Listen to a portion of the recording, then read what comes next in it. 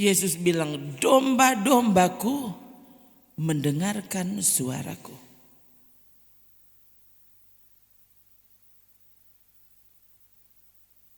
Sekarang coba saudara, kira-kira saudara timbang sendiri. Kira-kira kalau itu adalah tanda bahwa kita milik Yesus. Milik Yesus artinya mendengar suaranya. Ya. Saya kok tiba-tiba ingat, ada satu video yang saya pernah lihat, direkam oleh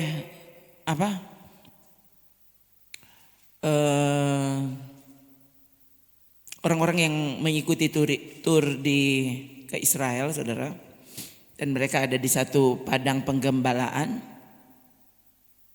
ya, dan mereka bercakap dengan gembala yang menggembalakan domba-domba itu, ya.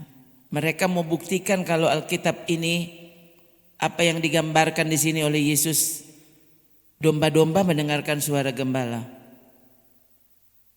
Dan mereka tanya ke gembalanya, bagaimana cara kamu memanggil domba-dombamu ini? Oh, dia beritahu saudara satu, saya lupa itu kata atau mungkin itu apa? Cara dia memanggil domba-dombanya. Ada bahasa ya mereka itu cara memanggilnya begitu ya. Dan mereka mulai saudara ya. Ini beberapa orang yang ada di berdiri bersebelahan dengan si gembala. Dan orang-orang itu pun mulai mempraktekkan memanggil domba-domba itu. Dengan cara seperti si gembala ajarkan mereka. Begini caranya. Panggil seperti ini. Mereka berusaha panggil berulang kali. Dan tidak ada domba yang datang. Nah, ada domba tuh sibuk makan. Ya, mereka lagi merumput. Ya. Dan akhirnya mereka bilang, coba kalau begitu gembala yang panggil. Dia bersuara 1 kali. Dan domba-domba langsung lari saudara. Langsung lari mendekati mereka. Bayangkan saudara, ucapan yang digunakan, ya, cara panggil yang digunakan sama. Tapi beda suaranya. Dan domba-domba itu tahu siapa gembalanya.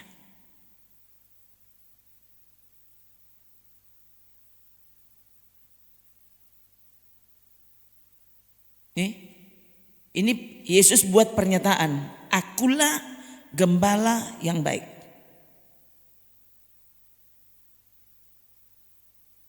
Dan dia bilang, domba-dombaku mendengarkan suaraku. Ulang. Domba-dombaku mendengarkan suaraku. Dan aku mengenal mereka. Dan mereka mengikut aku. Aduh.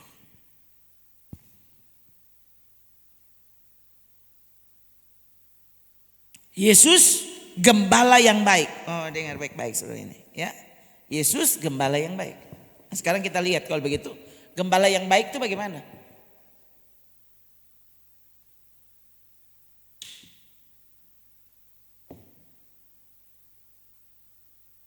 Gembala yang baik.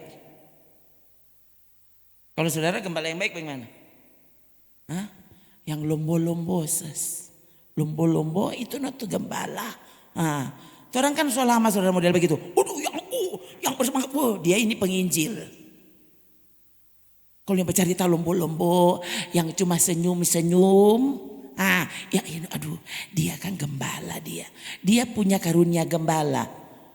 Tahu ini siapa yang ngajar?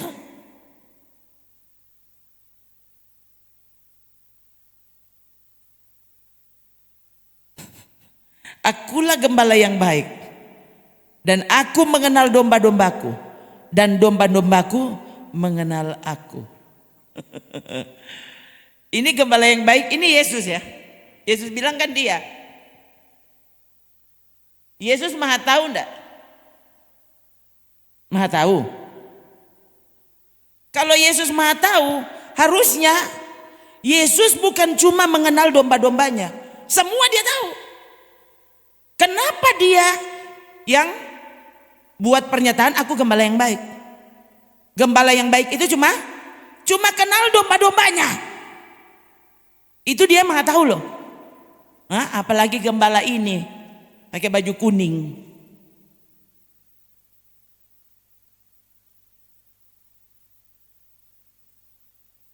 Kalau Yesus Allah yang maha tahu, dia menyebut dirinya gembala yang baik. Sebagai gembala yang baik, dia mengenal domba-dombanya. Aduh.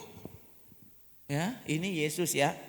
Yesus sebagai gembala yang baik mengenal domba-dombanya.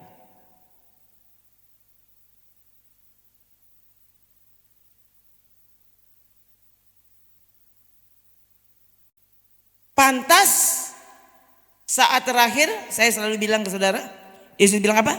Hari itu aku akan berterus terang, aku tidak pernah mengenal kamu. Dan orang bilang, kalau begitu orang-orang itu tidak pernah menjadi Kristen. Loh, lihat itu, dia gembala yang baik. Dia mengenal domba-dombanya. Sebagai gembala yang baik, dia cuma mengenal domba-dombanya. Berarti salah sendiri kalau saudara tidak mau menjadikan dia gembalamu.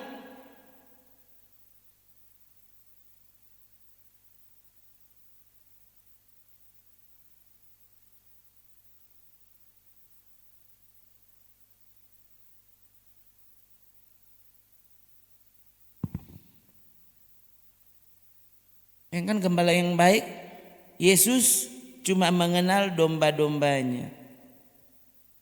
Dan dia minta seperti dia cuma mengenal domba-dombanya, harusnya kita juga cuma mengenal dia. Semakin saudara tahu yang asli, semakin saudara sadar yang palsu. Coba ya, saudara pergi ke tukang emas. Oh, biasanya apalagi yang ahli, dia cuma lihat, dia tahu ini emas atau tidak. Nah, kita yang apa? Cuma pengamat, saudara tahu, cuma pengamat, ya kita mesti, wah ini mesti dibuktikan ini emas atau bukan, ya.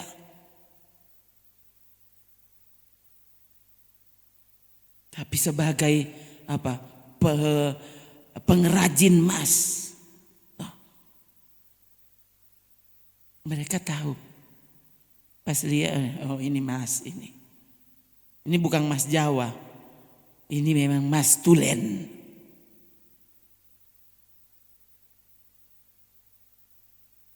Emas Jawa boleh 70 kilo, mar dia bukan emas, logam mulia. Mar kalau emas itu logam mulia, jangan main-main, setengah gram emas itu. Nggak usah 1 kilo. No? Menurut kalau dia cuma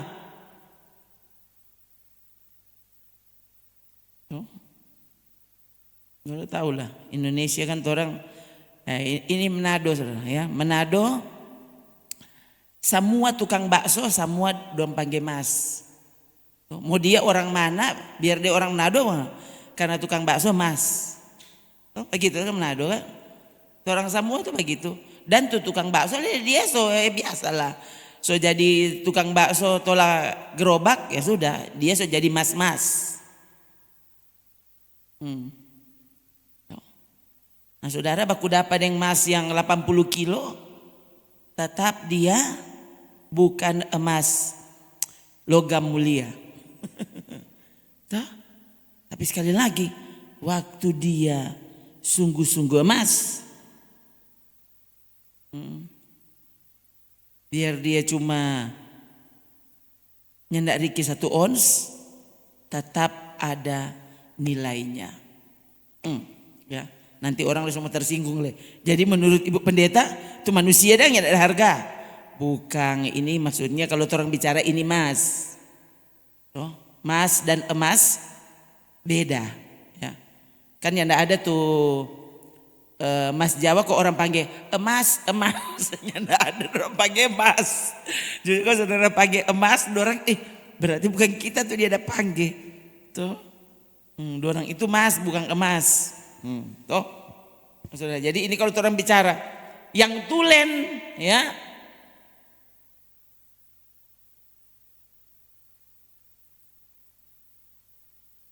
pengrajin emas yang selalu bergaul dengan emas, dia tahu mana yang asli dan mana yang palsu. Toh? Gembala yang baik mengenal domba-dombanya dan seharusnya domba-domba mengenal gembalanya.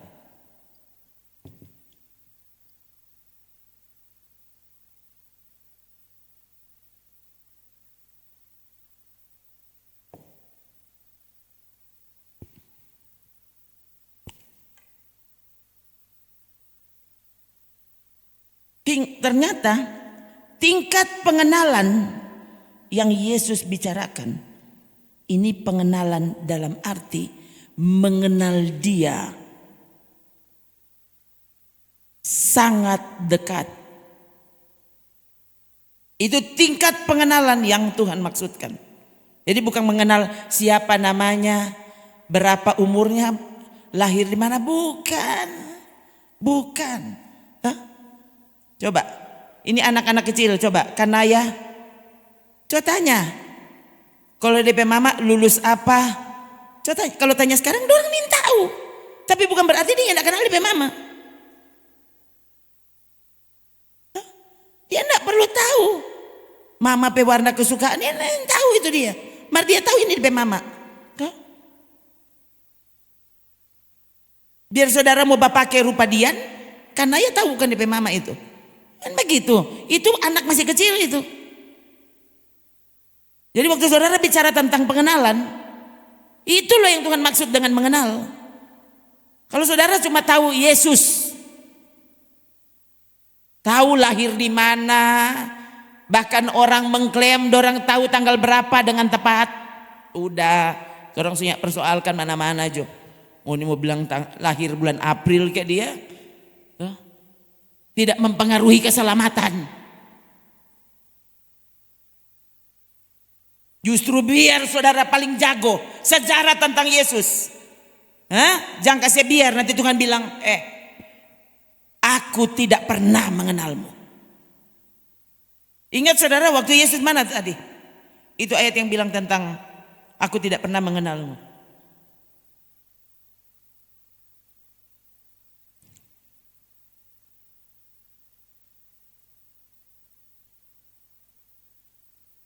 Enyahlah daripadaku kamu sekalian pembuat kejahatan.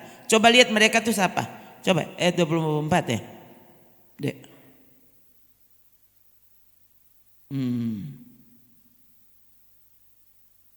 Ini bahkan dia tidak bilang kalau mereka ini ahli sejarah.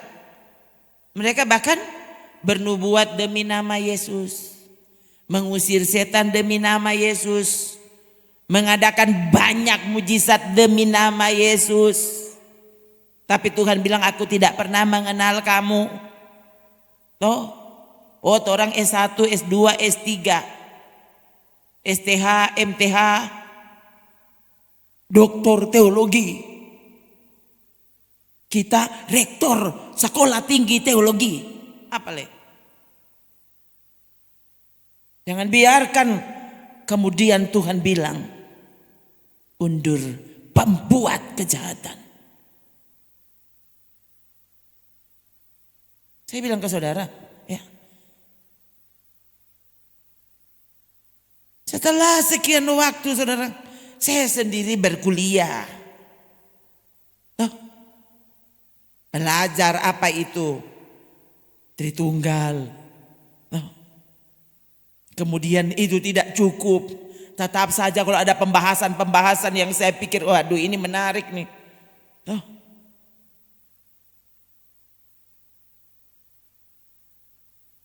Cara dia memaparkan materinya, waduh saudara. Saya suka sekali menulis kata-kata yang menurut saya, wah ini bagus sekali ini. Ya. Tetap saudara, ada saatnya saya berpikir, Tuhan, sungguh Engkau memang Allah. Itu sebabnya ya, kata-kata kami yang kami gunakan untuk menjelaskan, mendefinisikan siapa Engkau, ternyata tidak pernah cukup.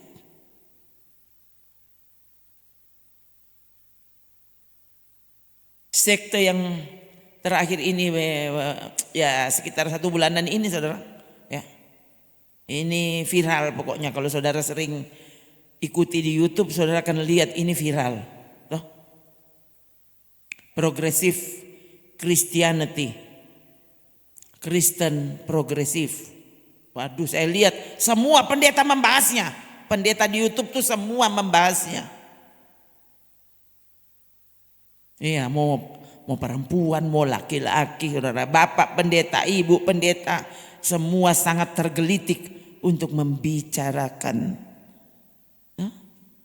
Kristen progresif. Ya. Saya pikir ini ada baiknya. Paling tidak kita juga tersadarkan, aku ini Kristen sungguhan atau cuma sekedar ternyata saudara tidak pernah tahu tentang istilah Kristen progresif mungkin. Tapi jangan biarkan ternyata kita sementara menjalankan apa yang sebenarnya masuk dalam kelompok itu.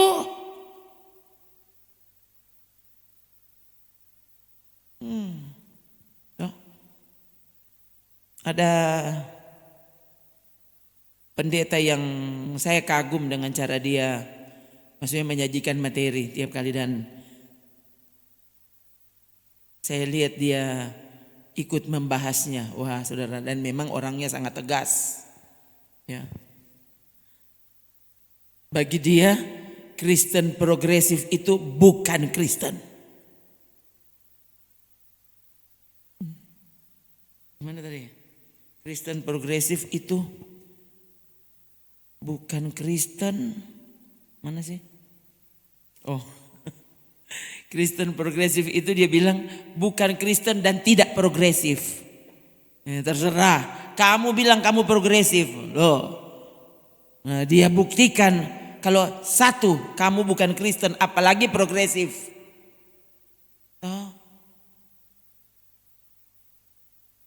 Kan kita ini saudara biasa ya, orang yang sering mendengar kata progresif, semua orang bangga waktu disebut, waduh kamu nih pandanganmu sangat progresif.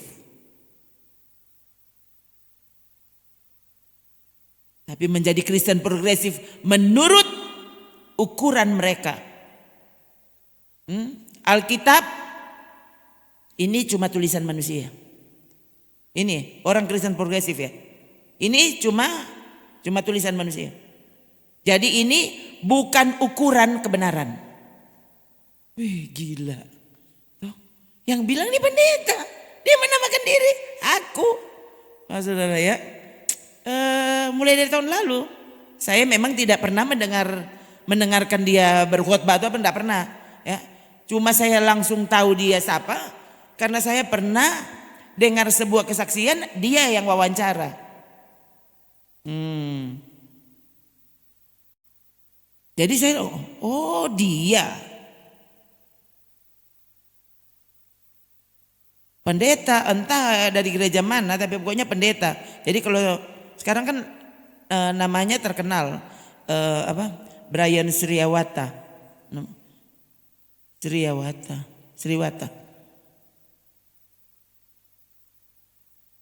Siwata.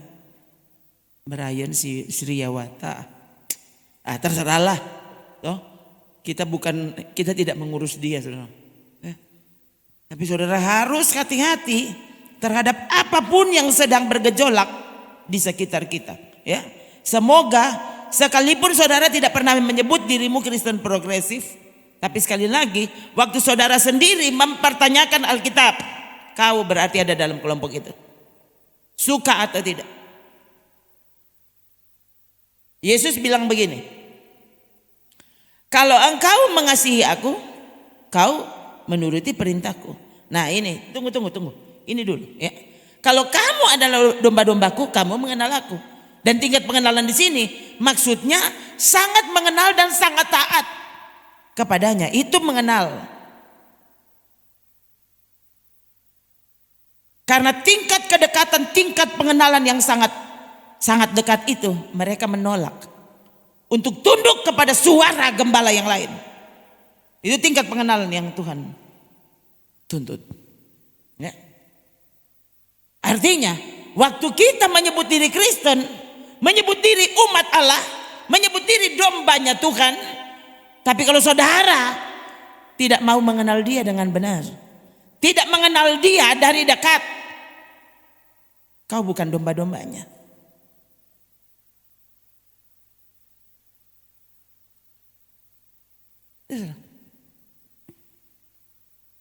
Saya selalu bilang ke saudara, di dunia ini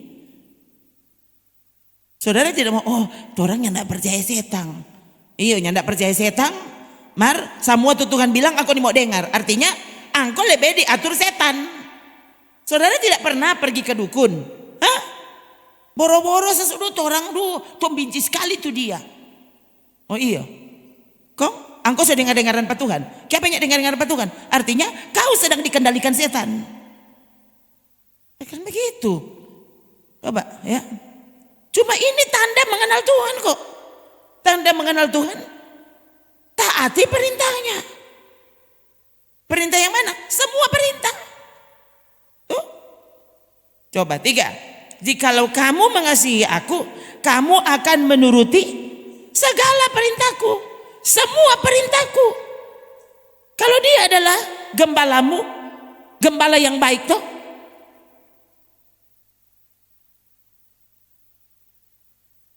Nah, tingkat pengenalan di sini mengasihi. Itu yang Tuhan tuntut. Kamu mengenal aku. Pengenalan itu harus sampai membuat kau mengasihi dia. Dan waktu kita mengasihi dia, membuat kita sadar tidak ada kasih yang seperti yang ada padanya. Tidak ada kasih yang menyelamatkan selain kasih di dalam dia. Kristen progresif, yang penting kamu baik-baik, toh, berkarakter baik, toh. Jangan ganggu orang dalam tanda kutip. Toh. Kamu harus toleran dengan siapa saja. Orang itu pasti masuk surga. Mereka tidak percaya dengan Tuhan yang bilang undur kau pembuat kejahatan. Bayangkan saudara tadi, coba balik lagi. Tadi mana pembuat kejahatan tadi? Oh, kapan mereka buat kejahatan? Pasti dia bilang, orang bukan koruptor, bukan pembunuh, bukan pezina. Yang ada kami membuat mujizat. Kami berbuat demi nama Tuhan. Tuhan bilang, bayangkan, mereka penjahat. Aduh saudara, loh, jahat menurut polisi dan jahat menurut Tuhan, ini perbedaan langit dan bumi. Jahat menurut pengadilan, loh, melanggar KUHP, hukum pidana, hukum perdata, beda sekali dengan cara Tuhan mengukur kau penjahat atau bukan.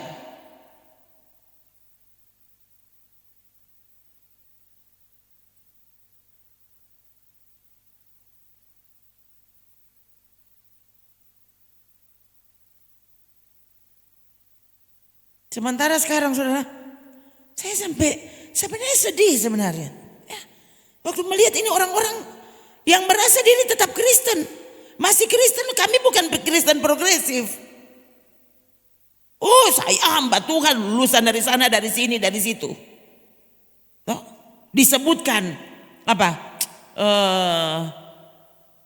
Pencapaian-pencapaian yang sudah dicapai. Sangat sedih saudara. Waktu saudara sendiri apa? Tidak terganggu. Hatimu tidak terganggu dengan orang yang menyebarkan penyesatan. Kau tidak terganggu. Bisa diukur. Kau sungguh-sungguh mengenal dalam arti mengasihi Tuhan atau tidak. Karena orang yang mengasihi Tuhan, dia tidak bisa tenang dengan keadaan itu. Sementara tadi saya juga dengar, ya, ada juga pendeta yang bilang, kamu nih, semua orang yang menghakimi Pastor Brian tadi, kamu nih licik dan jahat. Jangan menghakimi. Jangan. Sudahlah, mau sesat kek mau apa, sudah jangan dihakimi. Sekarang mari kita lihat Roma pasal 16.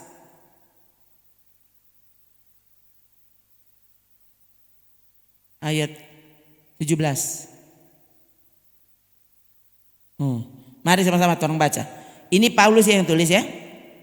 Ini akan membuktikan saudara ini Kristen progresif atau Kristen-Kristenan. Atau saudara kira saudara Kristen.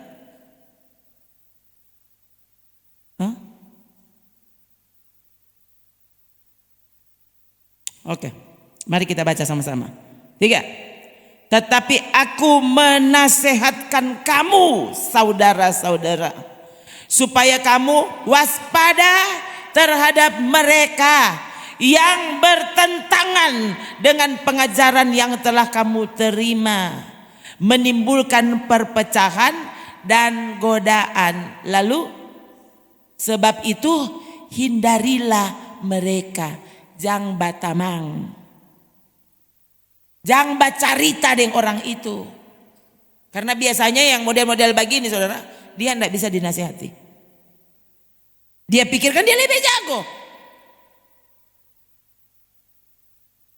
Bayangkan dia lebih jago dari Tuhan. Pak, dia Alkitab salah.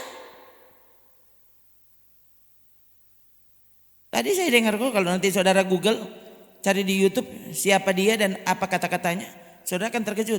Bayangkan, ya, dia bersabda. Kan dia yang bicara, dia bersabda. Tuh. Dia bilang apa? Loh, saya tidak mau percaya, ya, seorang Tuhan, ya, yang tidak mau menerima orang-orang yang sudah tahu-tahu mereka itu baik, masa tidak diterima di sorga. Saya tidak mau percaya dengan Tuhan yang seperti itu. DP ukuran kan, terus apa baik? DP ukuran. Jadi dia lebih betul dari firman Tuhan. Bayangkan dia berani persalahkan Alkitab.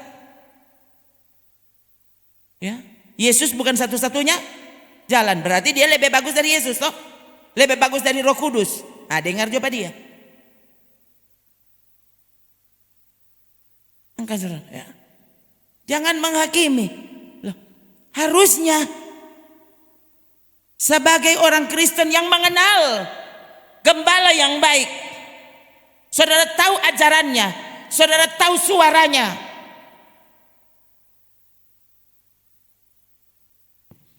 Harusnya orang waspada terhadap orang-orang yang bertentangan dengan kebenaran yang selama ini saudara terima. Galatia 1 ayat 8 atau ayat 10 itu langsung.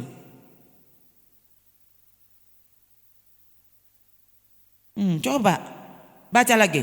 3. Tetapi sekalipun kami atau seorang malaikat dari sorga yang memberitakan kepada kamu suatu Injil yang berbeda dengan Injil yang telah kami beritakan kepadamu, apa? Terkutuklah dia. Bukan cuma jangan menghakimi, terkutuklah orang itu. Ini sebenarnya begini, waktu saudara sebenarnya tidak ada semangat untuk ini. Sementara bayangkan orang waktu kemarin Pilpres, kurangnya nak mau baku bunuh. Tapi kepada Yesus yang mati untukmu, kong saudara sebaking apa? Tenang di gadget. Sebaking apa? So bilang apa? Bukankah orang akun, orang hak?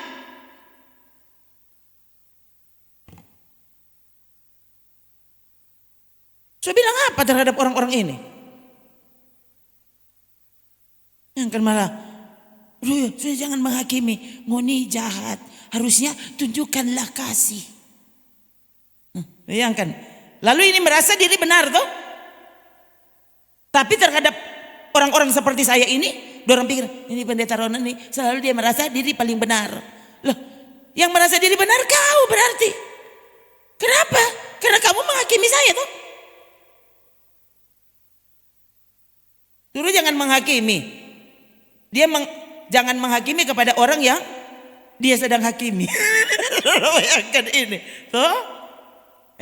Menyatakan sesat kepada si pengajar sesat itu bukan cuma boleh, harus.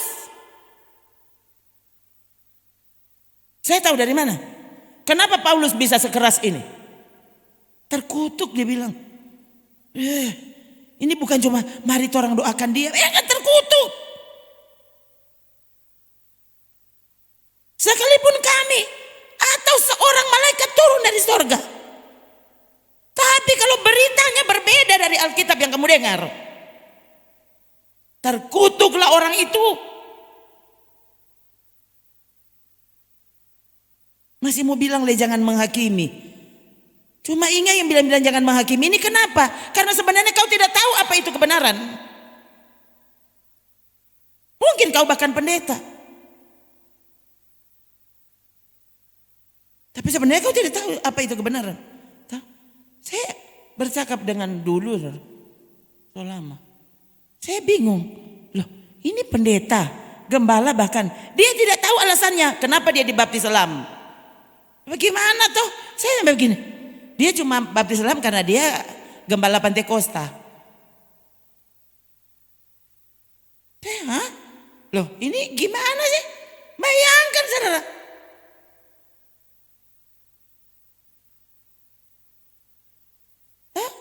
Jadi ini orang-orang yang bilang jangan menghakimi. Padahal saudara tahu kalau itu penyesatan. Jangan ngomong kalau kau tidak tahu. Harusnya, loh kenapa mereka bisa sekeras itu? Jangan-jangan aku yang tidak tahu.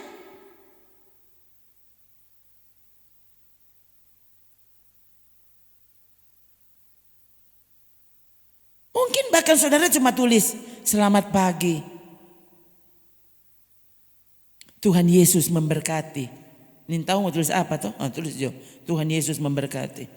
Yesus adalah Tuhanku. Yesus adalah Rajaku. Yesus adalah Allahku selama-lamanya. Yesus adalah satu-satunya Raja Sorgawi. Kalau aku ke sorga, aku cuma rindu berjumpa dengannya. Itu kan kalimat-kalimat ringan sebenarnya. Maksudnya bukan ringan apa. Maksudnya seharusnya dengan mudah kau tahu. Tapi tanpa saudara sadari, saudara sedang berbicara tentang Tuhan.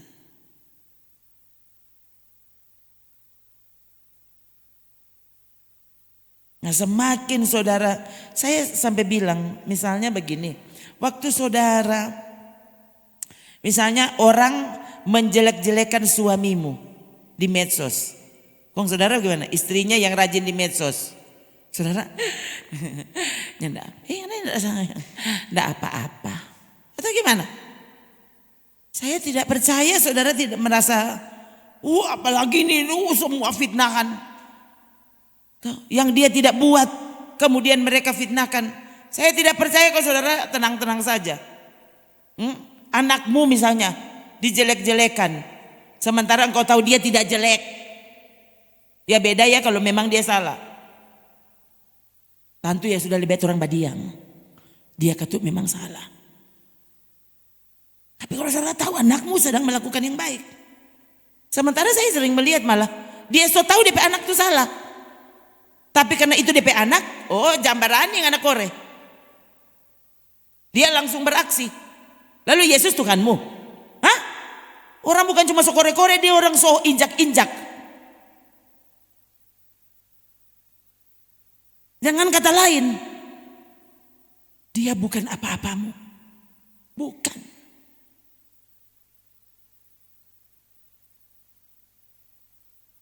Kau tidak merasa disakiti. Hanya karena Yesus disakiti. Makan begitu coba. Harusnya sebagai kekasihnya.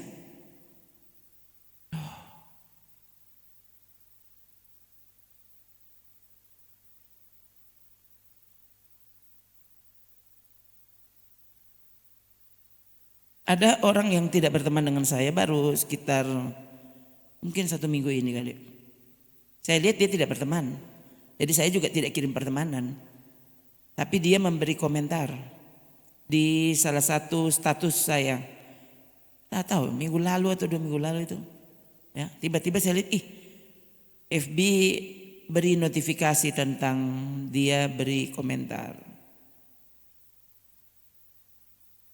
Saya baca komentarnya. Dia tulis begini. Apa? Enaknya jadi Kristen. Dosa kan sudah diampuni, jadi bikin apa saja boleh. Saya ingat waktu itu status saya itu ayat. Ya, beberapa ayat yang bahkan saudara saya ketik dengan baik. Ya, saya pastikan orang membacanya nyanda sakit mata. Itu cara saya kalau mengetik ayat. Ya, jadi antara ayat satu dengan ayat yang lain biasanya kita taruh spasi. Ya, pakai spasi sehingga orang langsung bisa lihat ini ayat. Kalau tidak salah waktu itu 3 atau 4 ayat saya ketik. Dan itu tidak mudah saudara karena kan kita bukan mengetik di laptop. Saya mengetiknya pakai HP. Tidak mudah untuk ukuran mata saya sebenarnya. Tidak mudah. Tapi supaya viral firman Tuhan, saya tidak apa-apa. Saudara bisa ketik apa saja dan kau tidak merasa capek toh? Masa mau ketik firman Tuhan kok capek? Jadi saya ketik. Dan menjawab dia, saya tanggapi komentarnya, saya ulangi ayat yang terakhir. Toh, lihat ayat ini.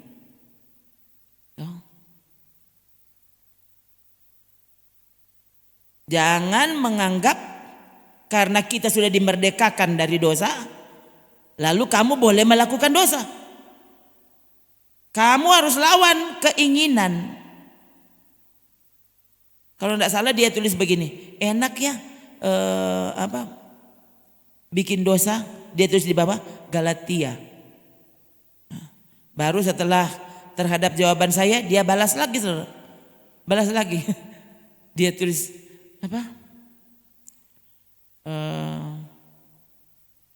dosa apa saja kan sudah ditebus. Toh kan enak. Dia tulis di bawah Filipi. Ya, saya langsung dalam hati, sudahlah, saya tidak blok tapi tidak usah ditanggapi. Saya pikir saya sebenarnya mau tulis jawaban terhadap komentar kamu tidak bisa dijawab dengan kalimat pendek. Tidak bisa. Kalau kamu sungguh mau mendengar, dengar khotbah saya. Tapi saya sudah tidak tanggapi, saya pikir ya. Kalau dia memang sungguh-sungguh serius mencari kebenaran, harusnya dia dengar Alkitab. Dia dengar khotbah saya. Buktinya bayangkan status saya saja dia bisa baca kok.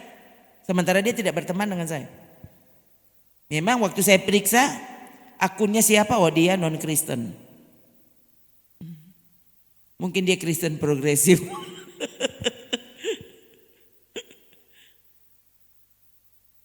Ya, saudara. No. Yang kan, kalau keluarga kita, keluarga dekat, no, waktu ada orang yang mengata-ngatai keluargamu, waduh, jambarani kore tapi saudara itu, saudara langsung naik pitam, no, waduh, bisa buat komentar sepanjang-panjangnya untuk membela keluargamu. Lalu Yesusmu mati untukmu. Hah? Orang menjelekkan malah. Aduh, saya kok habis pikir orang-orang masa kini ini. Ini Kristen masa kini. Makanya saya bilang, saudara mungkin tadi ada satu saudara yang bilang, ada tadi kelompok anak-anak muda saya lihat. Mereka juga membahas tentang Kristen progresif. Saya tidak, saya cuma melihat awalnya ya, dari percakapan mereka. Saya udahlah, menghabiskan waktu. Oh. Ya, sekalipun mereka juga membuat statement mereka tidak setuju dengan Kristen progresif. Ya, mereka bahkan bilang Kristen progresif itu Kristen ngaco.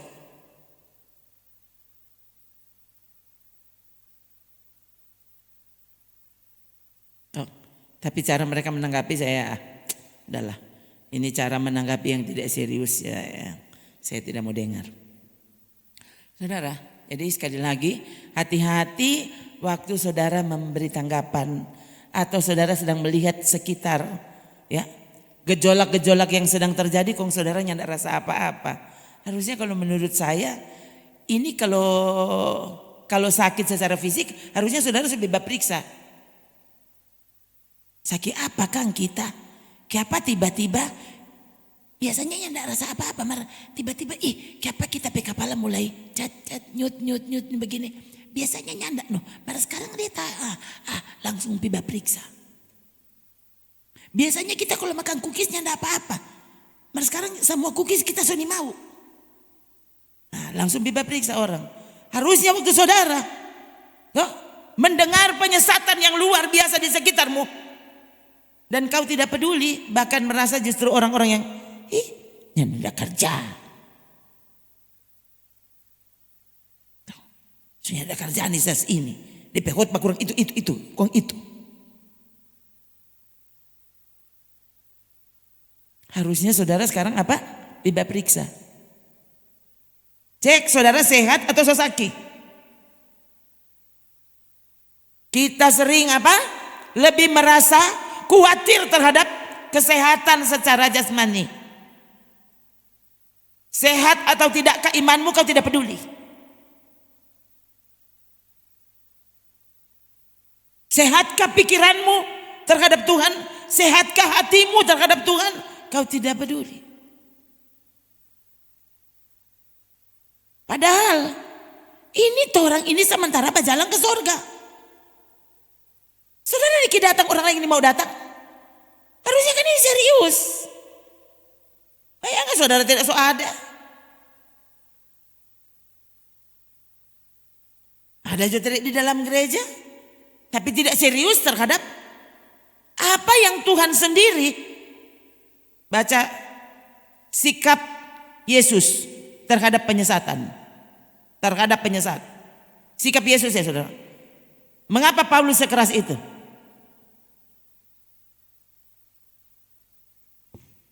Yesus.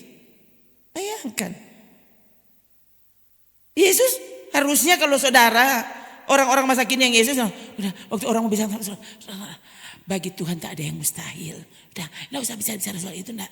Nanti pokoknya sudah, dong semuanya jadi Kristen.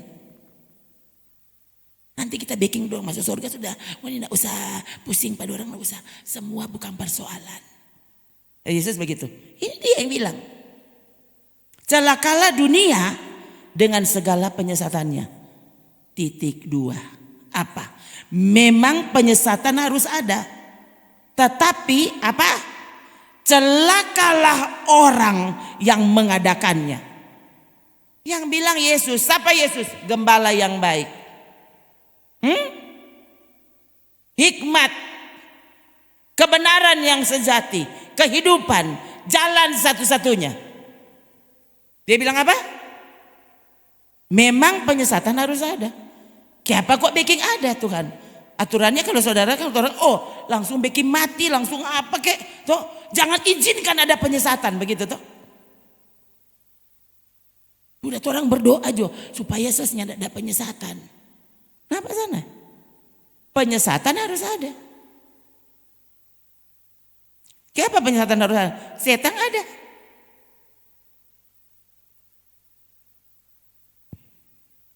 Nah orang lain semua tanya, kok Tuhan masih kasih biar itu setan masih ada? Itu sama dengan saudara membantah dan mempertanyakan, mengapa Tuhan kan yang baking tuh taman tuh? Tuhan yang tanamkan pohon-pohon di situ. Kong kenapa padang dia tanam tuh pohon itu? So tahu-tahu akan mencelakakan Adam dan Hawa. Itu kan sama dengan saudara tanya itu. Saya bilang ke saudara, ya, ternyata dari dulu sampai sekarang orang itu terhadap ketulusan. Orang tuh paling suka sesuatu itu tulus. Tulus itu apa? Ada yang lain tapi kau.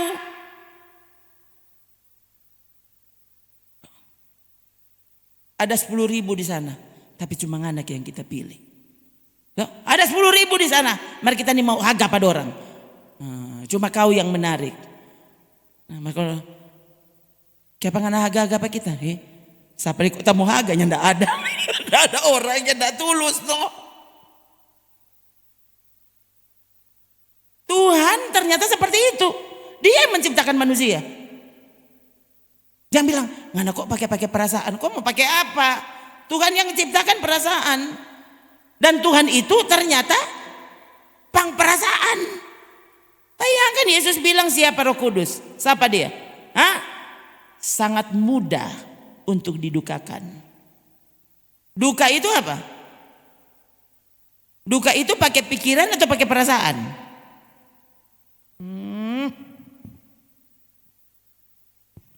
Kok apa Roh Kudus? Dengan mudah bayangkan. Saudara di pompa bensin, jangan merokok. Dilarang merokok kenapa? Mudah menyala. Bukan nanti saudara pergi di situ, kau pimpah rokok deh, kau buang tuh rokok di tangki baru ini boleh. Masuk pompa bensin dilarang merokok. Bahkan saudara dilarang menggunakan HP. Kenapa? Mudah menyala. Kalau di pompa bensin. Coba, orang kan nanti orang anggap kalau itu perintah yang serius. Kalau apa memangnya kita ada lempar suatu rokok di bensin? Itu cuma di sini loh, jarak 500 meter. Jangan beli bensin kalau begitu. Karena di situ tertulis dilarang merokok. Masuk lokasi stop semua. Begitu dan kau dengar-dengaran tuh. Mana ada petugas pompa bensin barokok? Nada. Sementara semua kan pakai apa? Pakai selang, pakai apa? Itu waktu pengisian. Kan enggak ada yang ambil yang falo-falo kong taruh di tretek. Tuh, tumpah-tumpah begini. Oh, jadi kan mudah menyala. Kenapa ini boleh? Nah, itu saudara, itu baru bensin. Sementara kita Ibrani 12, coba ayat 29 itu. Coba. Bensin mudah menyala. Kong ini dang apa? Itu. Apa ini? Coba. 3. Sebab Allah kita adalah api yang menghanguskan. Lebih dari bensin. Bensin belum api. Ini so api.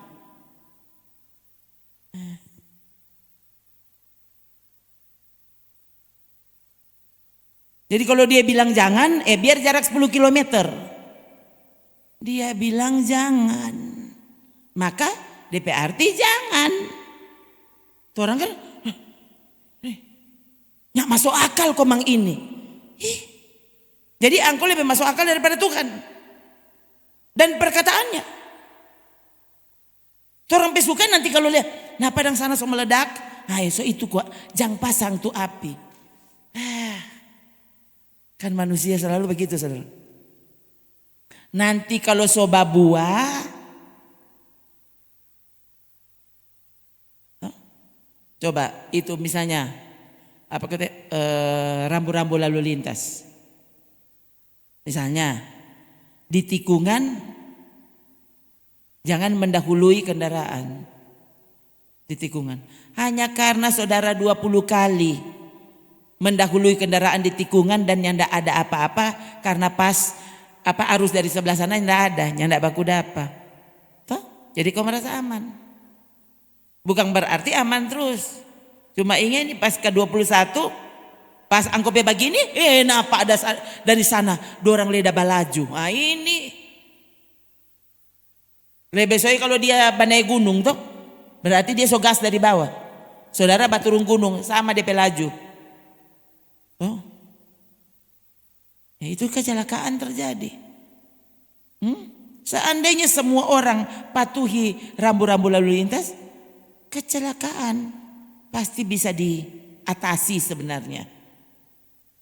Oh, misalnya di tikungan wajib misalnya membunyikan klakson. Supaya tuh orang yang ada batenga pinggir. Kan itu tuh maksudnya. Tapi kan orang tuh begitu 100 kali orang yang ndak baklakson jadi nyanda pernah cilaka tuh. Nanti ke 101. Tuh. Oh, lain kali sedang ini. Cuma yang merasa bodok-bodok di jalan, nah itu. So itu tuh orang baru belajar mengendarai biasanya yang paling susah mau cilaka. Kayak apa? Dari dia merasa dia nintau, semua dia nintau. Jadi waktu jangan terlalu laju. Dibelokkan, baklakson. Jangan mendahului tuh di muka so tahu-tahu ini tikungan, kurang kaget ada orang dari sana. Nah ini. Itu orang yang merasa masih bodoh, dia bablang. Tuh orang yang merasa kita jago. Oh, saya pernah lihat ada yang jagoan, dia bilang lihat saya begini. Tuh yang ini kan pas ini lalu lintas sementara macet-macetnya. Tiba-tiba dia begini, lihat kita kasih ke sana. Kon dia kasih begitu tuh jadi tak begini. Tuh di muka saudara langsung bergeser. Dia bilang itu kan orang langsung bereaksi. Nah begitu orang. Dia bilang jadi kalau ngoni barani, nyanda ada orang pasti di muka langsung pasti. Kenapa? Dari angko berani. Pas aku dapat dengan setengah mabok. Dia bilang loh pas paman tahun 2 baku bagi. Coba kok sana. Sedangkan peraturan lalu lintas harusnya orang patuhi. Dorang so pikirkan begini. Ini peringatan yang begini. Begitu kan. Sedangkan cuma mau pergi dari Rembokan mau pi Tomohon, ada DP rambu-rambu lalu lintas. Nah udah sampai Tomohon, sampai di pasar jo. Saudara akan lihat beberapa rambu lalu lintas di depan. Tuh, awas jalan menanjak, awas jalan menurun. Lain kali saya dengar hati ya paling orang Rembokan pikir kasihan polisi. Orang sini ada tutup mata tong so tahu tempo apa dia menanjak, tempo apa dia turun, kan begitu toh. Nanti waktu saudara so cilaka baru saudara gini, ternyata kotek dorang betul. Itu cuma sampai di pasar, masa mau sampai di sorga. Kalau saudara tidak mau dinasihati, tidak mau diperingatkan, bahkan bila perlu dipukul, supaya kau sadar, jangan babelok di situ, salah, jangan berhenti, setang petampa ini, sedang angkau lari dia dusu, apalagi kalau angkau berhenti, dia ikut kasih tidur.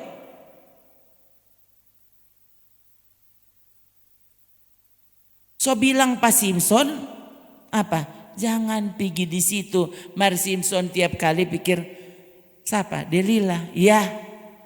Sedang dorang satu kampung Kita cuma sendiri dong kalah, apalagi cuma tu Delila itu. Kita cuma angka mata iko rubuh dia. Kong sejarah membuktikan. Akhirnya Simpson dicungkil dua matanya. Karena sesuatu yang dia anggap remeh. Perintah Tuhan. Tuhan so bilang kamu natsir Allah. Harusnya begini. Jangan begini. Jangan langgar ini.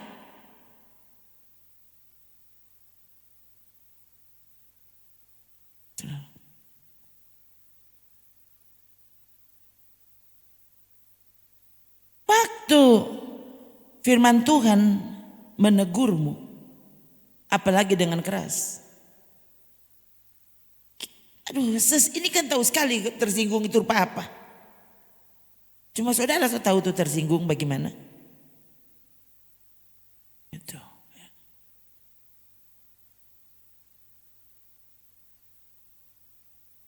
Waktu saya misalnya mendengar khotbah. Kalau saya sekarang kan saya berkhotbah. Misalnya saya jadi pendengar khotbah. Kali-kali cuma sendiri di kamar. Tapi waktu itu kena. Kita dapat rasa tapi sini so merah semua. Dapat rasa tuh darah dan dapat rasa aduh kita no itu. Padahal tidak ada orang lihat. Nah, ini reaksi kita. Waktu kita sedang berada pada posisi yang salah. Saudara sebenarnya dari situ saudara dapat lihat. Dapat rasa saudara ini ada di posisi salah atau di posisi benar.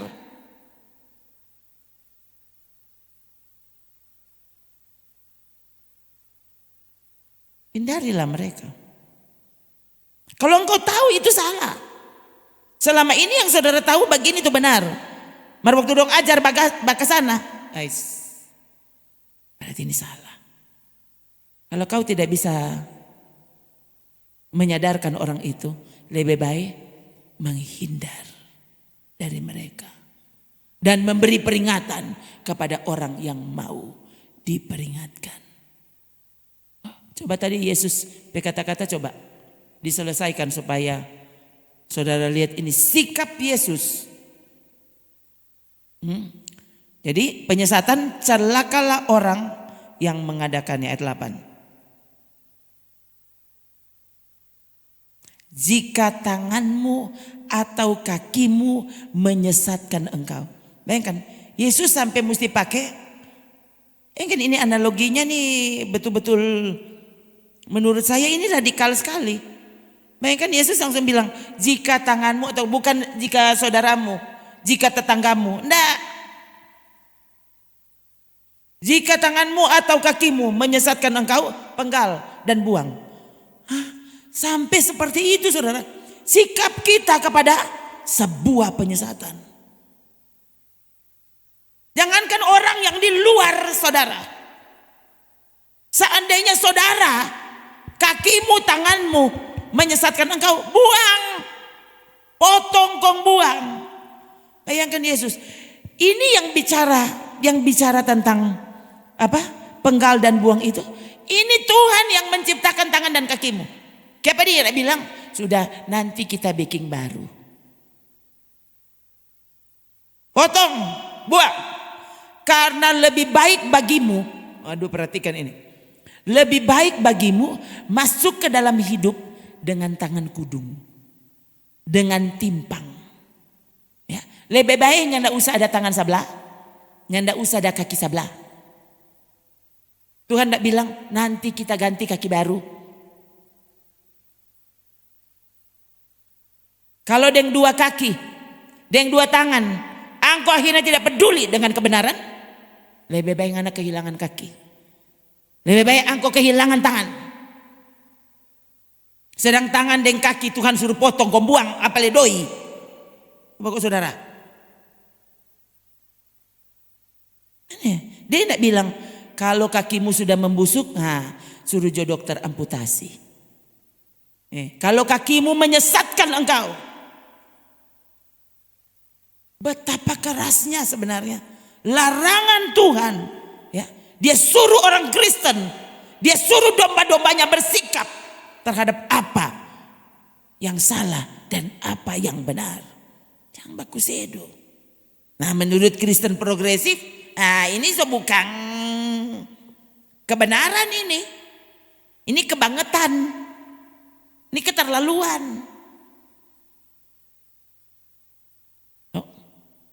Lebih baik bagimu masuk ke dalam hidup dengan tangan kudung atau timpang daripada dengan utuh kedua tangan dan kedua kakimu dicampakkan ke dalam api kekal. Oh Tuhan. Ya.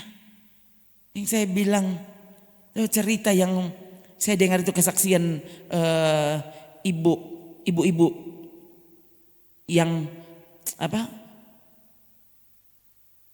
sih? Penduduk Aceh. Tuh. Tinggal di Aceh, nah rumahnya ada di sana. Tuh. Waktu tsunami terjadi, dia tinggal di sana. Ya. Memang dia tidak kena tsunami, dia cuma kena gempa bumi sebelum tsunami terjadi. Dia cerita rumahnya itu saya dengar di acara Solusi di TV. Dia bersaksi di sana. Ibu masih muda. Dia bilang waktu gempa bumi terjadi, saya dan suami dan anak itu kan masih pagi. Mereka hendak segera keluar dari rumah, meninggalkan rumah. Tuh. Tapi pas sampai di depan pintu, mereka terkejut. Itu pintu rumah kote ada di kamar. Dorang tadi lupa bawa. Karena cepat-cepat tuh mau keluar. Jadi cepat-cepat keluar. Sampai di situ, ya lupa bawa tuh kunci pintu. Waktu dorang itu mungkin bapaknya itu mau berusaha mau balik, dia baru mau balik, saudara, rubuh tuh rumah. Karena gempa bumi terlalu keras. Ya. Jadi waktu jatuh itu lantai 2, termasuk itu dinding rumah dan mungkin itu tiang-tiang penyangga rumah jatuh dan menimpa mereka. Ibu itu dia bilang saya posisinya di tengah, suami saya lalu anak saya di pinggir. Dan dia bilang mula-mula masih terdengar suara suami dan anak. Ya, so galap gulita tuh, semua so rubuh. Dia bilang lama-lama sampai saya panggil suami dan anak saya tidak ada suaranya lagi. Kurang dia. Ya. Dan ada yang Tuhan meletakkan sesuatu untuk menolong dia. Tuh. Besi di tiang rumah yang roboh itu saudara menusuk dadanya. Rasa gerap Kang. Itu tiang rumah cucu DP dada. Dan ternyata itu salah satu bagian dari pertolongan Tuhan. Bagaimana? Dia bilang mula-mula saya masih merasa tangan dan kaki saya. Tangan kanan dan kaki kanan. Dia bilang. Kemudian kita tidak dapat rasa apa-apa. Kita petangan dan kaki. Jadi dia bilang waktu mulai rame di atas, dia dengar banyak orang di atas. Dia hendak membuat bunyi supaya mereka tahu ada yang masih hidup di bawah. Dia bilang tangan kiri saya menggapai sebuah batu di dekat dia. Dia ambil itu batu kong. Dia tok itu besi yang tak cucu di dada. Oh kasihan. Pasti senang sekali. Bayangkan tuh besi ada cucu DP dada. Kong tuh batu dia kasih babunyi di situ. DP rasa model apa? Oh Tuhan. Betul. Mereka akhirnya mendengar bunyi itu. Dia pun dikeluarkan dari dari runtuhan rumah. Dan kemudian dilarikan ke rumah sakit. Dokter harus mengamputasi tangan dan kakinya. Dia pengusaha. Tangan dan kakinya diamputasi karena sobusu. Tidak bisa lagi diapa-apain. Ya. Jadi waktu dia menyampaikan kesaksian, ini DP tangan sebelah kan bagus jadi DP baju. Jadi bajunya saudara so baking model bagaimana sih tuh nyanda tangan. Jadi ini langsung dorang sebagian model dan ya, karena langsung menutup tangan yang tidak ada. Dia tidak pernah menyangka. Setelah dia kehilangan tangan dan kaki, baru dia sadar memberi hidup untuk Tuhan.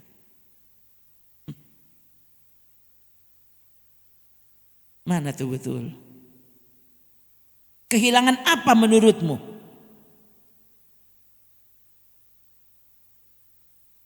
Yang dapat disebut kehilangan. Sebenarnya Yesus sedang mengajar kita.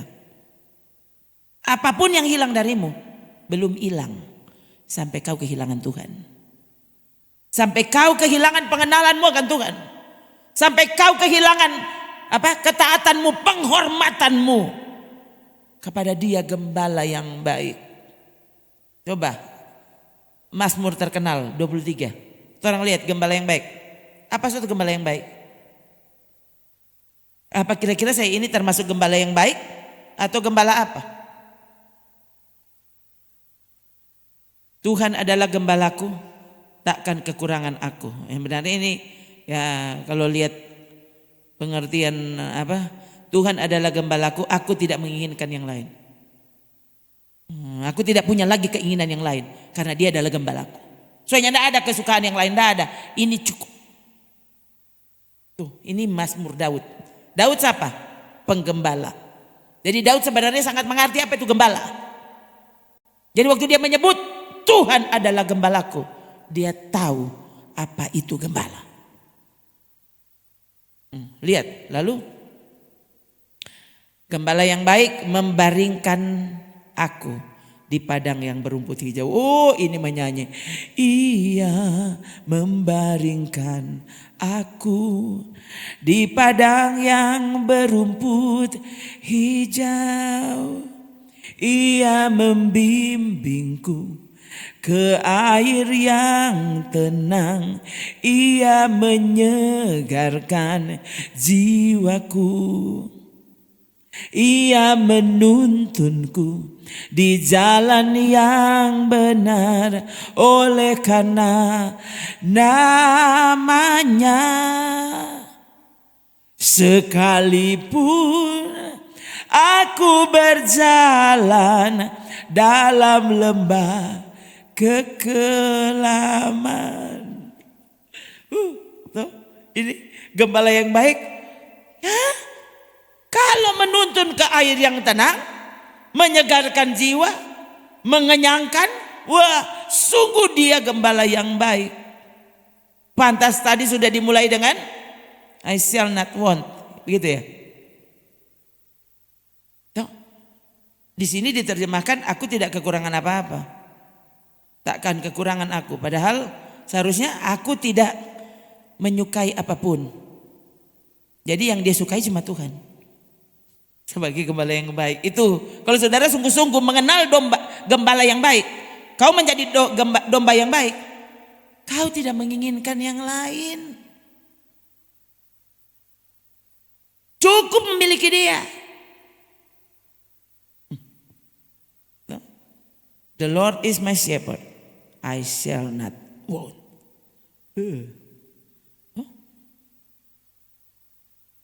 Jadi jangan bilang Dia gembala yang baik, Dia cuma tahu kalau gembala yang baik itu cuma membaringkan aku di padang berumput hijau. Ya, memberi aku minum air yang tenang. Kalau kita nih mau minum, Dia suah akang. Nah itu gembala yang baik tuh. Kita nih mau bajalang, Dia peluk. Begitu gembala yang baik tuh. Oh ini dong. Ini gembala yang baik. Sekalipun aku berjalan dalam lembah kekelaman, aku tidak takut bahaya. Hah? Lembah kekelaman ada bahaya. Bilang kata gembala yang baik.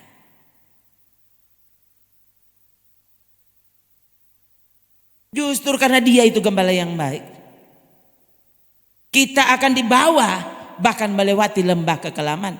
Ya. Kalau bahasa Inggris lembah kekelaman apa?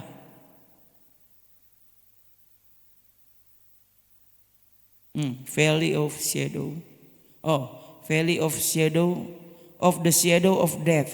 Ya, jadi lembah bayang-bayang maut. Kalau orang bahasa Indonesia tadi cuma lembah kekelaman, ini bahasa Inggrisnya lembah bayang-bayang maut. Kayak ini terjemahan lama deh. Terjemahan lama pakai ini. Ya, lembah bayang-bayang maut. Ya. Aku tidak takut bahaya.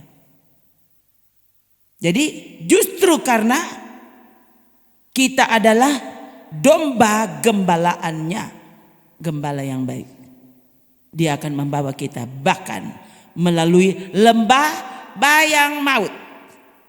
Ya, orang bilang mau mati ngoni lewat situ. Cuma gara-gara ibadah kok ngoni semua mati? Cuma gara-gara taat kok ngoni semua mati? Aku tidak takut bahaya. Kenapa? Aku tahu gembalaku takkan pernah meninggalkanku. Dia selalu ada beserta aku. Tuh, Yusuf Roni baru jadi Kristen. Bertahun-tahun di penjara, dipindah sana sini, Tuhannya tidak pernah kasih keluar. Bahkan dia diajar, ini arti Immanuel. Supaya kau tahu, toh, Anda bukan cuma tahu Immanuel sama dengan Allah beserta kita. Toh, kalau mau bajalang di mana-mana orang semua tulis Immanuel. Padahal dia, hele dapat ingat Tuhan nyanda. Justru dia mau bajalang supaya dia nyanda usah ibadah. Dia cuma mau jalan-jalan. Mar orang bilang Immanuel. Immanuel apa? Kau meninggalkan Immanuel itu. Kau tidak suka. Kau tidak suka terhadap penyertaannya.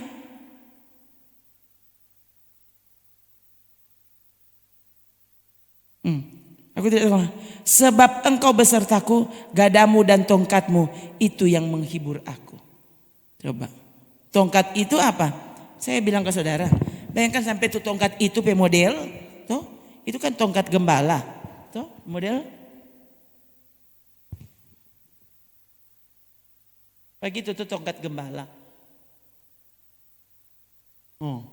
Ada lebih begini.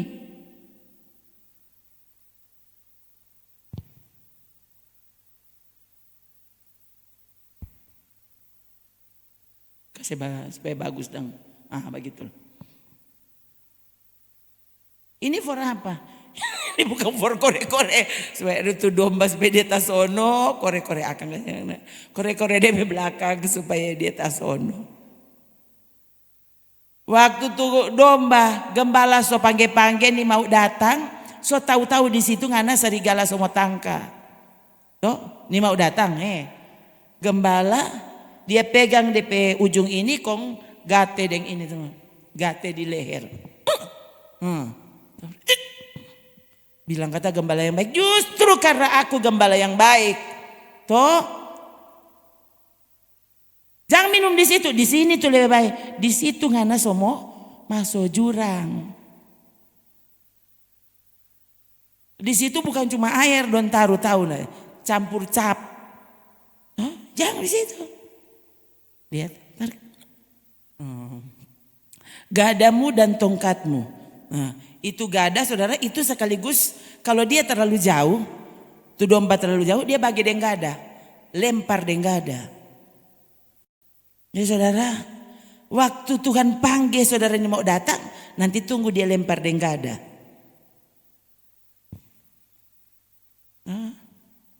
Panggil ini mau datang tuh, Tuhan mesti bagi deng batu supaya dia badeng.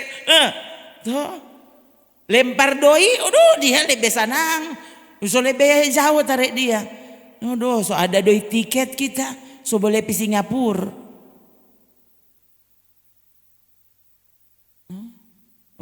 Tuhan hiro. Nah, aku kalau lempar den doi, aku lebih jauh. Tuh, napa? Batu, lempar den batu. Kirim KPK, diperiksa pada dia. Tuh, so tak lalu dia ini. Orang lain sudah tahu makan apa, kalau dia tak triliunan rupiah beli helikopter. Tuh orang cuma dapat beli helikopter plastik,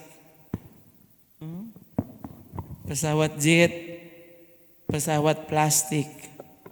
Oh. Pada orang cuma aja bikin bermain tuh doi. Oh. Habis itu Tuhan bilang, oh, so cukup kau mangangko toh. Nah sekarang batu dulu. Toh. Ya sudah, polisi dulu datang tangkap angko. Oh.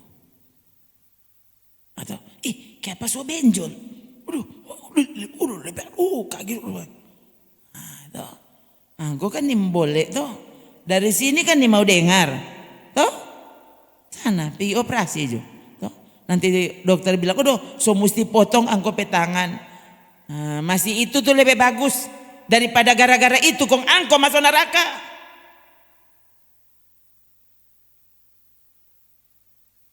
Tuh ibu tadi tuh. Mesti kasih keluar dari tangan dan kaki. Bayangkan, so hilang suami, hilang anak, hilang tangan dan kaki le. So hilang DP rumah. No, so rubuh. Baru dia sadar. Kalau seharusnya dia mengabdikan diri kepada Allah.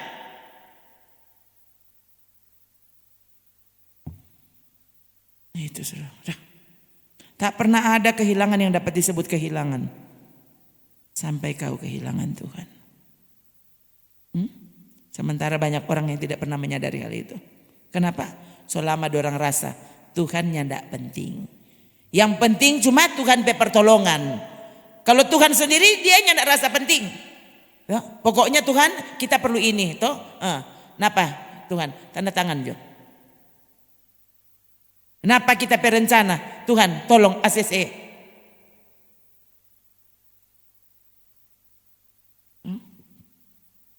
Saudara tidak perlu.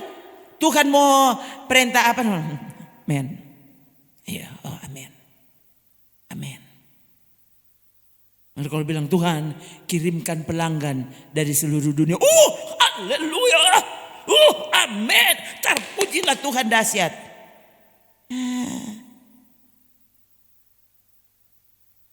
Tuhan bilang bagus angko ini di ICU dulu. Tuhan, jangan begitu. Ini bukan gembala yang baik. Lupa tuh lagu tadi tuh.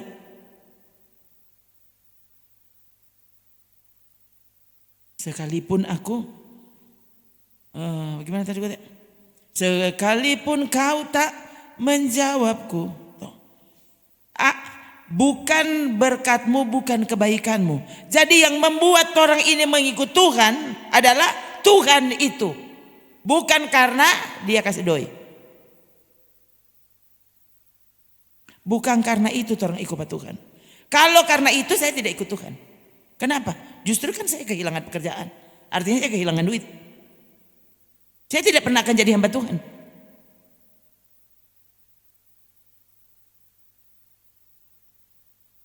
Kalau saya mengikuti dia hanya karena dia memberiku uang, saya tidak pernah jadi hamba Tuhan. Justru saya baru sadar kalau saya sangat memerlukan dia. Saya harus dengar-dengaran kepada jalannya, keputusannya, apa saja kerinduannya. Justru ketika saya diambil pekerjaannya, diambil duitnya, ambil semua yang kita rasa ini berharga, Tuhan ambil semua, baru kita tahu, oh Tuhan ini hidupku, aku persembahkan kepadamu. Jadi selama saya garis bawah di hati saya, ikut Tuhan bukan karena apa yang dia beri, tapi ikut Tuhan oleh karena dia Tuhan, aku tidak bisa hidup tanpanya. Di luar dia aku tidak bisa berbuat apa-apa. Dia gembalaku. Aku mau jadi domba gembalaannya, ya. Jadi karena dia gembala, dia pimpin jalan hidupku, ya. Waktu dia memilih jalan lembah-lembah bayang-bayang maut, pasti itu yang tepat. Kenapa? Dia gembala. Dia memilih orang-orang yang akan melawan Paulus. Yang mendengar Paulus dan Silas, orang-orang yang kemudian mendera mereka, menyesah mereka, dan kemudian memasung dan melemparkan mereka. ke penjara paling tengah. Kong so ganti dang tu Tuhan. Kong Paulus dia bikin salah apa? Ingat, dia dipenjarakan bukan cuma satu kali.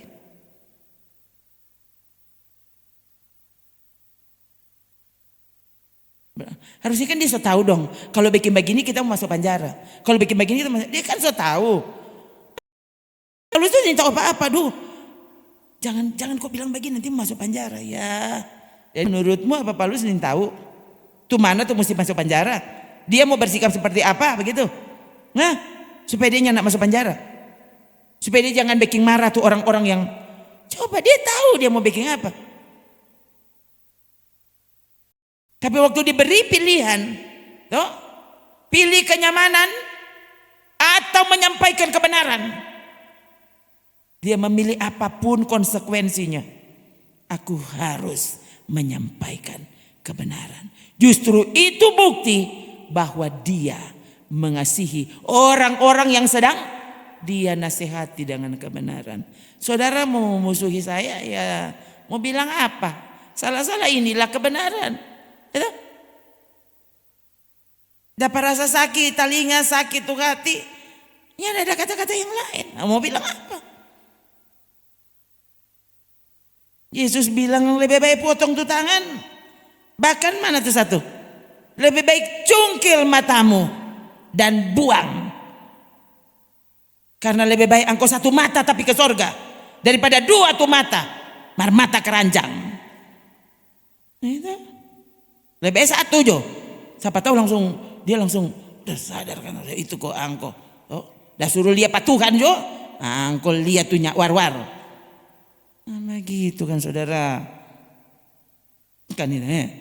Jika matamu menyesatkan engkau, jangan bela tuh mata. Bela itu kebenaran.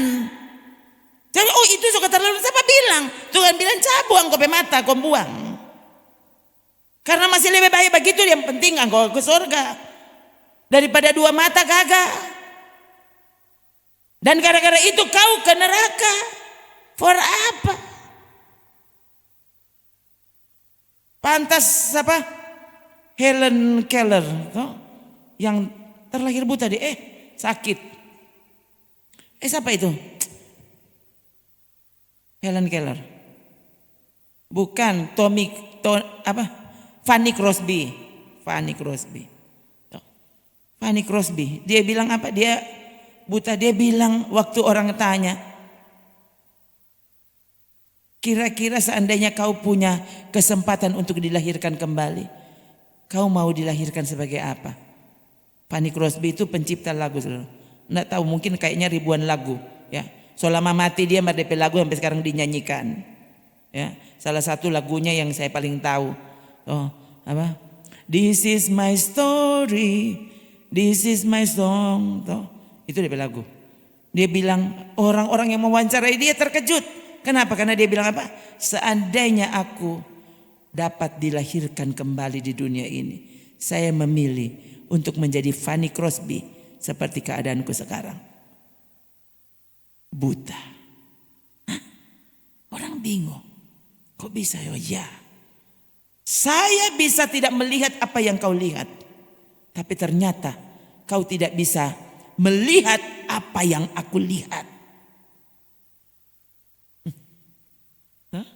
Berapa saudara bisa melihat apa yang orang buta tidak bisa lihat? Tapi justru apa yang Tuhan hendak tunjukkan kepadamu, kebenaran dan penyelamatan, kau tidak mau melihatnya. Jadi Fanny Crosby bilang, seandainya kita pilih jadi buta, yang penting kita pe mata hati tak buka. Itu saudara. Orang semua ini lengkap saya lihat. Tidak ada yang mata buta di sini. Nah, masa saudara mesti dengar Tuhan bilang, lebih baik cabut jo engkau pe mata. Kalau baru suruh cabut tuh dompet, berapa kok tuh dompet? Maka kalau dia bilang potong jo engkau pe tangan, masih lebih baik engkau tidak ada tangan. Mungkin karena nyanda ada tangan, akhirnya kau menyerah kepadaku.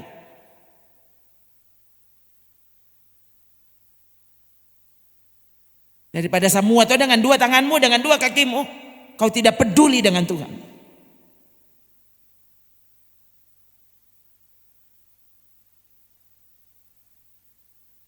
Ada banyak hal saudara, yang orang nikmati, yang orang lain tidak bisa nikmati. Termasuk ibadah. Orang yang pandang enteng ibadah, kasih yang ditampa lain dorang kan dati baku sempit. Mar karena mau ibadah, dong datang. Ya, so baku sempit, saya lihat saudara itu gereja-gereja di Cina. Ini gereja yang membiarkan pekerjaan Roh Kudus terjadi, itu yang dilarang. Gereja-gereja yang nyandak mau pakai Roh Kudus, dorang tetap bertumbuh. Tetap jadi kuat, bila perlu mungkin dapat sumbangan malah dari pemerintah. Ditunjang oleh pemerintah. Dapat dana insentif. Mau apa?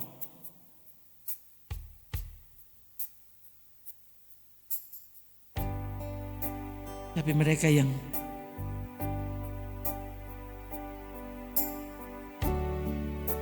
percaya dengan kuasa ibadah. Orang yang percaya kepada kuasa ibadah, dia akan beribadah dengan hormat dan takut.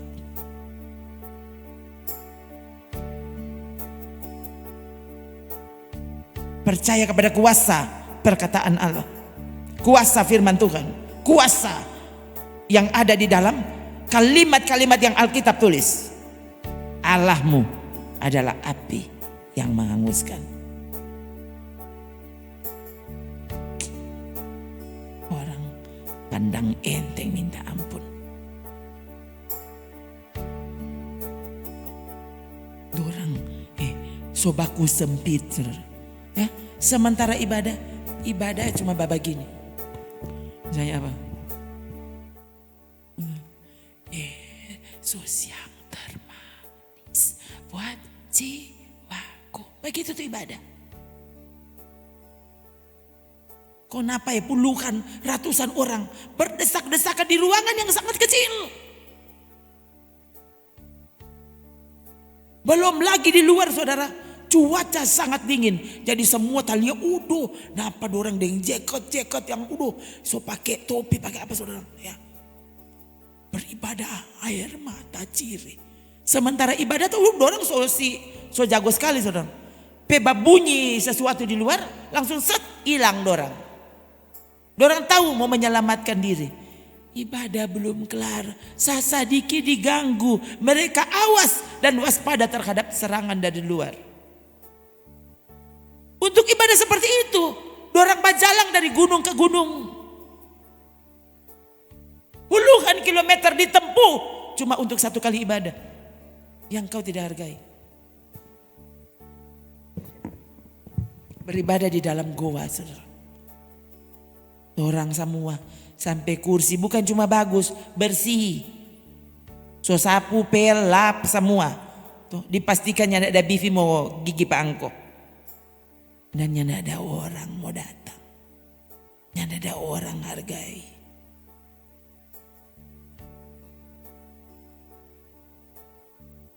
Itu kan? Apa kok saudara? Renungkan kasih Tuhan ya, yang kita abaikan, yang kita tidak hargai. Padahal dia luar biasa memperlakukan kita sebagai domba-dombanya. Kenali dia dengan benar. Haleluya.